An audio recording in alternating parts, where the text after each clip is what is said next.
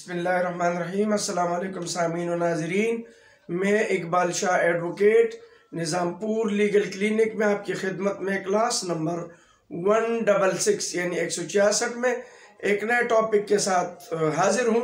और आज का जो टॉपिक है ये कुछ लिहाज से बर्निंग इशू भी है और कुछ ऑन द फील्ड भी है, रहा है कुछ अरसे पहले। तो कुछ दोस्तों ने या कुछ जो मेरे सुनने वाले हैं स्टूडेंट हैं, उन्होंने ये कहा कि इस पर लेक्चर हो जाए। और चूँकि एटीसी पे तो मैं ऑलरेडी कई लेक्चर दे चुका हूँ, एटीसी टोटल, लेकिन शायद 4th शेड्यूल को या जो जितने शेड्यूल है 1 से लेकर 5th शेड्यूल जो एटीसी का एक्ट है 1997 में, उसमें 5 शेड्यूल हैं। तो शायद इस शेड्यूलों को जो शेड्यूल्स हैं या जदूल्स हैं, इसको हमने डिटेल से नहीं किया। फिर इसमें खुसूसी तौर पर जो 4th शेड्यूल है इस पे एक लेक्चर हो जाए। और आज हमने कोशिश की है कि ये बताया जाए कि ये 4th शेड्यूल है क्या, और इसके साथ जो 1, 2, 3 और 4 और 5 शेड्यूल है ये क्या है। तो चलते हैं, समझते हैं पहले कि 4th शेड्यूल क्या है और दीगर शेड्यूल क्या है, इसमें सजाएं क्या है और किस तरीके से गवर्नमेंट या रियासत की फंक्शनरी जो है इसको किस तरीके से कारआमद बनाती है या किस वक्त इसको इस्तेमाल करती है या यूज़ करती है इन शेड्यूल्स को या इन सेक्शनों को। और इन शेड्यूलों के साथ साथ जो जितने भी शेड्यूल्स हैं इसके साथ रेलेवेंट सेक्शन कौन कौन से हैं एटीसी एक्ट 1997 की। एटीसी का मतलब है एंटी टेररिज्म एक्ट। 1997 के मुतालिका सेक्शन भी कौन से हैं, तो चलते हैं इसको समझते हैं। सबसे पहले कि ये जो 4th शेड्यूल ये है क्या, ठीक है, हम आएंगे इस तरफ। लेकिन पहले कि पहला शेड्यूल क्या है, फर्स्ट शेड्यूल। तो फर्स्ट शेड्यूल जो है वो हमारे पास है 11B सेक्शन है। इसके लिए एंटी टेररिज्म एक्ट का 1997 का जो सेक्शन है 11B वो डील करता है फर्स्ट शेड्यूल को। और इसमें क्या होता है कि अगर किसी भी तंजीम को ममनू ऐन वाला आखिर में नून ममनू करार दिया जाए, जिसको कलअदम करार दिया जाए, इसको बैन करार दिया जाए, तो ये जो है 11B में आएगा और ये फर्स्ट शेड्यूल में आता है जब किसी तंजीम को बैन किया जाता है, ये ध्यान में रखें। इसी तरीके से जब सेकंड शेड्यूल है ये एटीसी 1997 एक्ट के 11D को डील करता है और इसमें किसी भी तंजीम को ऑब्जर्वेशन में रखता है, मुशाहिदे में रखता है या ज़ेर मुशाहिदा रखा जाता है स्टेट की तरफ से या स्टेट फंक्शनरी की तरफ से। और इसको, और लाजमी बात है कब एक चीज़ को ज़ेर मुशाहिदा रखा जाता है, जब उस पर शक होने लगता है कि शायद ये क्रिमिनल एक्टिविटीज़ में इन्वॉल्व है, तो उस पर कड़ी नज़र रखा जाता है या इसकी कड़ी निगरानी की जाती है और उसको स्ट्रिक्ट ऑब्जर्वेशन में रखते हैं। तो ये सेकंड शेड्यूल कहलाता है और ये सेक्शन है 11D। इसी तरीके से शेड्यूल 3 है, तो 3rd शेड्यूल जो है, और ये भी 4th शेड्यूल की तरह अहम शेड्यूल है, और ये सेक्शन 2S और T को डील करता है। और ये वो शेड्यूल होते हैं जिसमें एटीसी के वो सेक्शन दिए होते हैं जो एज पर शेड्यूल या शेड्यूल ऑफेंसेस कहलाते हैं, यानी वो ऑफेंस जिसके साथ फिर सेक्शन 7 एटीसी लगा दिया जाता है कि ये जो ऑफेंस है ये शेड्यूल ऑफेंस है, ये एटीसी में ट्रायल होगा, ये एटीसी में आता है, ये एटीसी के शेड्यूल में शामिल है। इसी तरीके से 4th शेड्यूल है और 4th शेड्यूल जो है वो 11EE ये डील करता है। इसको हम डिटेल से पढ़ेंगे। अब आते हैं 5th शेड्यूल की तरफ, क्योंकि आज हमने 4th शेड्यूल को डिटेल से पढ़ना है, तो इसलिए हम पहले 5th शेड्यूल को करते हैं, फिर 4 की तरफ आ जाते हैं ताकि हम डिटेल से इसको पर सिर हासिल गुफ्तगू कर सकें। तो ये जो 5th शेड्यूल है ये 3A ATC के सेक्शन 3A डील करती है जो वो जराइम होते हैं जो दहशतगर्दी के जुमरे में आते हैं। यानी ये सेक्शन वो कहलाता है जो उसी का, अब जो 3A है वो कहता है notwithstanding anything contained in subsection 1 an action in violation of a convention specified in 5th schedule shall be an act of terrorism under this act। और ये कि in this act terrorism include any act done for the benefit of proscribed organization। यानी कोई भी अमल जो Ben तंजीम जो होती है उनके बेनिफिट के लिए कोई एक्ट किया जाए या क्रिमिनल एक्ट के साथ मिलता जुलता कोई वो, तो वो जो इसमें के जुमरे में आता हो ऐसा, तो ये 5th शेड्यूल में आते हैं। इसी तरीके से अब हम आते हैं 4th शेड्यूल की तरफ, और 4th शेड्यूल को हम डिटेल से पढ़ेंगे और ये डील करता है सेक्शन 11EE। ये खुसूसी तौर पर किस तरह अमल में आता है, ये इस तरीके से कि वो अफराद, वो लोग जो इस पे पाबंदियां जिस पे आयद हो जाती हैं और जिनका आना जाना जो है वो महदूद किया जाता है, जिस पर अफराद पे, पहले तंजीम की बात या अफराद पे जब कड़ी नज़र रखी जाती है और ये शायबा होता है वो किसी तंजीम से वाबस्ता है या किसी तंजीम के लिए काम करते हैं और किसी दहशतगर्दाना एक्ट में ये मुलविस हैं, तो उसको 4th शेड्यूल में रखा जाता है और उनको बताए बगैर, ऐसा नहीं होता कि उसको बता दिया जाता है कि हमने आपको बता रहे हैं आपको क्या आप उसको करके, नहीं, पहले 4th शेड्यूल में रखते हैं फिर उसके बाद उसको बताते हैं। जैसे सिविल सूट में हम देखते हैं ना, इसमें बाकायदा 11E में उसके लिए लफ्ज़ इस्तेमाल किया है एक्स पार्टी बेसिस। ये जो एक्स पार्टी बेस का मतलब ये होता है कि जिस तरीके से हम सिविल सूट करते हैं, फैमिली सूट करते हैं, अगर अदर साइड नहीं आती है तो वो एक्स पार्टी फैसला हो जाता है, उसको बताए, उसमें तो फिर भी उसको नोटिस जाता है, नहीं आता है तो एक्स पार्टी होता है। इसी तरह ये भी उसको बताए बगैर जब उसको 4th शेड्यूल में रख लेते हैं तो फिर जाके उसको बताया जाता है और फिर जाके ये जो है एक्स पार्टी बेस पे जो है एक बंदे को जो है उस पे 4th शेड्यूल में डाल देते हैं और उस पे कड़ी जो निगरानी है वो स्टेट की तरफ से होती है कि ये शायद फर्ज का बम धमाके हो गए या खुदकुश हमले होते हैं या किसी और जो दहशतगर्दाना अमल है उसमें ये मुलविस होता है, तो उसको बाकायदा 4th शेड्यूल में रखते हैं। अब हम चलते हैं कि ये कहता क्या है 11EE। 11EE पूरा हम जब पढ़ेंगे इसको तो हमें समझ में आ जाएगा कि ये 11EE बेसिकली कहता क्या है और इसका हेडिंग क्या है। तो पढ़ते हैं उसको फिर समझते हैं। ये कहता है प्रोस्क्रिप्शन ऑफ पर्सन, यानी किसी बंदे पर पाबंदी कदगन बैन करना। द फेडरल गवर्नमेंट में by order publish in the official gazette list of person. ये ज़हन में रखें, फिर ऐसे लोगों की लिस्ट बन जाती है कि ये अफराद जो हैं 4th शेड्यूल में है और ये फेडरल गवर्नमेंट भी करती है और सूबाई हुकूमत भी करती है। अमेंडमेंट के बाद ये सूबाई हुकूमत भी करती है या चीफ सेक्रेटरी और वजारत दाखिला की तरफ से भी ये करते हैं और फेडरल गवर्नमेंट की तरफ से भी ये फिर एक list a person as a proscribed person in the 4th schedule. वो एक बैन लोग होते हैं, उस पर पाबंदी के वो लोग होते हैं 4th शेड्यूल के मुताबिक जिनका आना जाना वो नज़र में होता है कि वो या फिर वो मखसूस जगह जा सकते हैं, उसको जगह जगह बता देते हैं कि यहाँ यहाँ जा सकते हैं और यहाँ यहाँ वो नहीं जा सकते।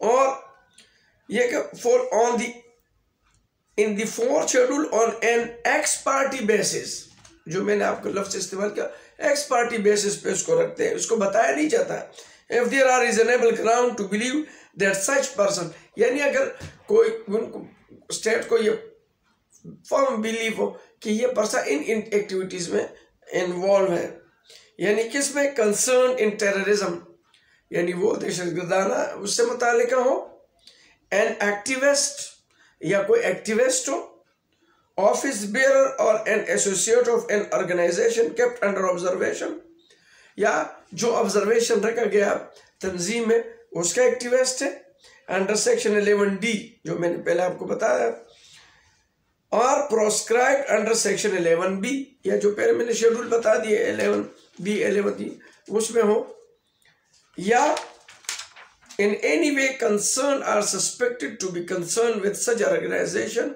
or affiliated with any group or organization suspected to be involved in terrorism, या किसी ऐसे तंजीम को जिस पे खुद शक हो कि ये इसमें इन्वॉल्व हैं, और at the direction of any person or organization prescribed under this act। फिर इसकी कुछ एक्सप्लेनेशन, इसको एक्सप्लेन भी किया गया है।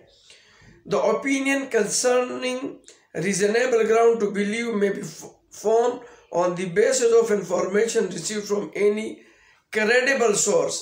ये जो बोल रहे हैं ना कि firm belief क्या है, जो उसको यकीन हो कि वो भी किसी credible information पे हो, ऐसा ना हो कि किसी ने भी बोल दिया और उसको रख दिया, ऐसा नहीं, credible information हो, ठीक है, तो उस पे ना पर वो firm belief करते हैं। whether domestic or foreign including government and regulatory authority, law enforcement agencies कौन कौन सा है, डोमेस्टिक हो या foreign including government and regulatory authorities हो, एनफोर्समेंट एजेंसीज हो, फाइनेंशियल इंटेलिजेंस हो कि यूनिट्स हो, बैंक्स और नॉन बैंकिंग कंपनीज हो, या इंटरनेशनल इंस्टीट्यूशंस हो। तो लाजमी बात है जब ये चीज़ें किसी को इत्तला देती हैं तो वो फर्म बिलीफ की होती हैं। और फिर 1A है इसका, 1A यानी 11EE का, the ground shall be communicated to the proscribed person within 3 days। जो मैंने बोला कि वो एक्स पार्टी बेसिस पे होता है, पहले उसको 4 शेड्यूल में डाल दिया जाता है, 1 और 10 बंदे हो इसकी पूरी लिस्ट बन जाती है, फिर उसको विद इन 3 days, उसके बाद 3 दिन के अंदर अंदर उसको बता दिया जाता है। और passing off the order of proscription, जब ये पाबंदी का ऑर्डर पास हो जाता है तो उसको विद इन 3 days बता दिया जाता है। Where a person name is listed in the 4th schedule, the federal as the case may be, without prejudice to any other action which may lie against such person under this act or any other law for the time being in force, may taking following action and exercise following power, namely, जब उसको ये बता दिया जाता तो उनको क्या करना चाहिए, require such person to execute a bond with 1 or more sureties to the satisfaction of the district police officer। तो वो surety यानी जमानतनामा भरेगा DPO के ऑफिस में, in the terrorism limits of which the said person ordinarily reside, और जिस area में वो रहते हैं, और carries on business या जहाँ पर वो बिजनेस करता for his good behavior, और श्योरिटी देंगे कि ये अच्छे बिहेवियर का बंदा है, and not involved in any act of terrorism, और ये किसी दहशतगर्दाना अमल में शामिल नहीं है, और in any manner advance in objective of the, न किसी किस्म के ये ऑब्जेक्टिव रखते हैं, for such period not exceeding 3 years, और ये 3 साल के लिए रख सकते हैं, and in such amount as may be specified, या फिर such amount भी specified हो सकता है। फिर provided that, बशर्ते है कि और अगर वो where he fails to execute the bond, अगर ये ऐसा नहीं करता और can not produce a surety, और फिर श्योरिटी जो जमानती जो है वो नहीं पेश करता डिस्ट्रिक्ट पुलिस ऑफिसर के ऑफिस में, to be detain and produce within 24 hours before a court, तो 24 घंटे के अंदर अंदर कोर्ट में पेश किया जाता है। We shall order him to be detain in prison until he execute the bond or until a satisfactory surety, और उस तक इसको प्रिजन में जेल में रखा जाएगा जब तक वो ये बॉन्ड श्योरिटी जमा नहीं करता। और फिर प्रोवाइडेड फर्दर मजीद दैट देयर ही इज अगर वो बच्चा है, is a minor, the bond executed by a surety or authority only may be accepted. तो surety का bond सिर्फ accept होगा.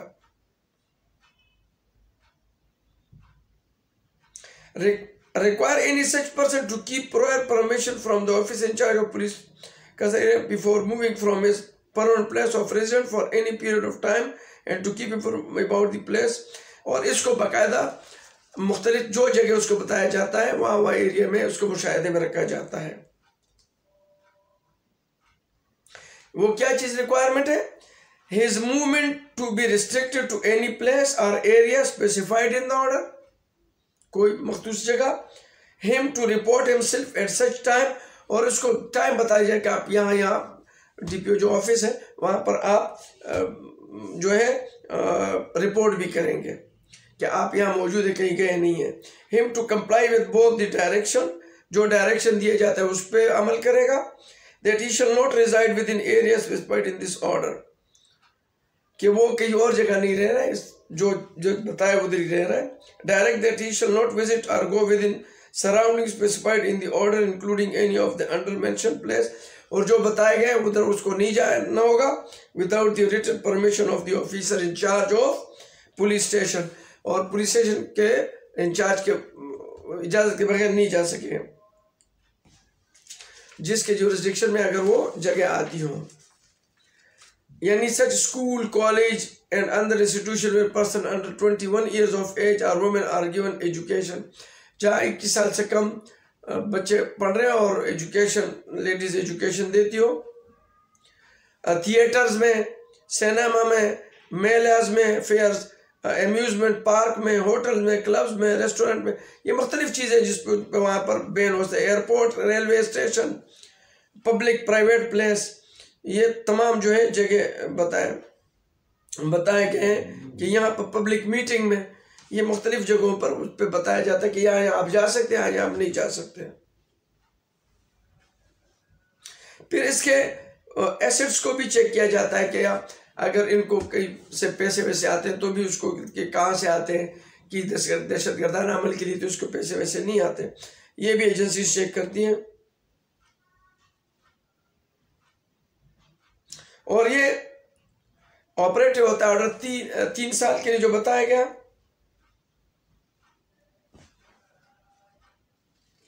और ये सर्विलेंस में रखा जाता है.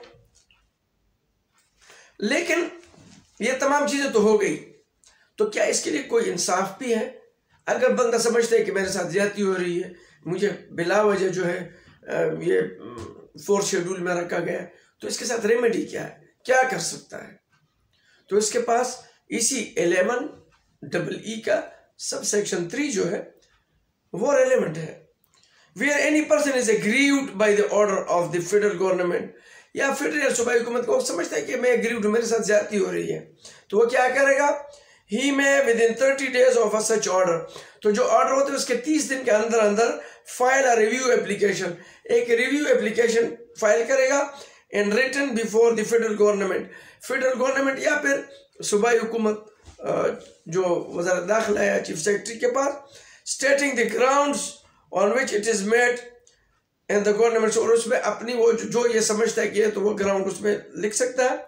आफ्टर हियरिंग द एप्लीकेशन, जब इसके एप्लीकेशन पर सुनवाई हो जाती है, decide the matter on reservable ground within 90 days, तो ये 90 दिन के अंदर अंदर ये डिसाइड होगा. फिर इसी का 3A, a person whose review application has been refused, और अगर इसने रिव्यू एप्लीकेशन प्लेस कर दिया वहां पर और वो रिफ्यूज कर दिया, उसका नहीं माना गया, नहीं वो इनकार किया गया, एंड सब सेक्शन 3 में file and appeal to the high court, तो फिर उस पर वो हाई कोर्ट में अपील फाइल कर सकते हैं विद इन 30 डेज, 30 दिन के अंदर अंदर of refusal of the review application, refusal application के इनकार पर. अब नंबर 4 है any person who violets any direction और ऑर्डर ऑफ द फेडरल, और अगर कोई ये जब तमाम इस पे वो 4th शेड्यूल आया है लिस्ट में और इसके वायलेशन करता है, तो इसके लिए क्या है? Shall be punish with imprisonment either for term which may extend to 3 years, तो इसको 3 साल की सजा होगी और फाइन भी होगा और या फिर दोनों. तो ये जो है ये 4th शेड्यूल के हवाले से आज हमने डिटेल बताया। और इसके कुछ असरात पॉलिटिकल भी होते हैं, कुछ तो दहशतगर्दाना होते हैं, लेकिन हमारे यहाँ लाजमी बात है। इससे पहले अगर आपको अभी भी मौजूद है MPO के तहत जो है वो भी नज़रबंद करते हैं, महीने 2 महीने फिर 3 महीने, उससे ज़्यादा कर नहीं सकते। फिर उसके लिए बोर्ड बैठता है या हाई कोर्ट के थ्रू फिर उसको बढ़ाया जा सकता है। तो वो भी जो अक्सर मेंटेनेंस जो वो है ऑर्डर है 3 MPO हम अक्सर बताते हैं मेंटेनेंस पब्लिक ऑर्डर, उसके तहत भी बंदों पे नज़रबंदी किया जाता है, घर पे भी, या फिर अक्सर उसको मुख्तलिफ शहरों पर जाने की पाबंदी लगा देते हैं। तो ये चीज़ें भी हैं। तो पॉलिटिकल भी ये चीज़ें हो सकती हैं और दहशतगर्दाना भी हो सकती हैं। लेकिन बेहतर ये है कि जो सेक्शन या लॉ जिस चीज़ के लिए बनाया गया है, क्योंकि ये ATC एंटी टेररिज्म एक्ट के लिए बनाया गया है, तो इसको एंटी टेररिज्म एक्ट के लिए ही रखा जाए और तब बेहतर होगा। और चूँकि आज इस 4th शेड्यूल के हवाले से मैंने आपको बताना था, आपको बताया, और उम्मीद है कि आप मेरे इस लेक्चर से 4th शेड्यूल को और 1, 2, 3, 4, 5 और शेड्यूल को आप समझ चुके होंगे। मैं एक तायराना नज़र आप पे सिर्फ डाल दूं कि ये कौन कौन से हैं, इसके सेक्शन कौन है, फिर उसकी इजाज़त चाहूँगा। और सबसे पहले है हमारा जो 1st शेड्यूल है वो 11B है सेक्शन ATC का। 2nd शेड्यूल 11D है। 3rd शेड्यूल जो है सेक्शन 2 क्लॉज S और T है। और 4 जो है वो 11EE है। और 5 शेड्यूल जो है वो 3A है। तो ये ज़हन में रख लेना। अगर आप पढ़ना चाहें तो इसको और भी मज़ीद डिटेल से पढ़ सकते हैं। नेक्स्ट क्लास के लिए इजाज़त चाहता हूँ, लेकिन जाते जाते ज़रूर आपसे मैं कहूँगा कि अगर आप मेरे चैनल में नए तो आप मेरे चैनल को ज़रूर लाइक करें, सब्सक्राइब करें और कमेंट्स भी करें, और बेल आइकन को भी आप प्रेस किया करें ताकि मेरे आने वाले वीडियो या लेक्चर आपको मिलते रहें। तब तक के लिए इजाज़त चाहता हूँ। अल्लाह हाफिज़।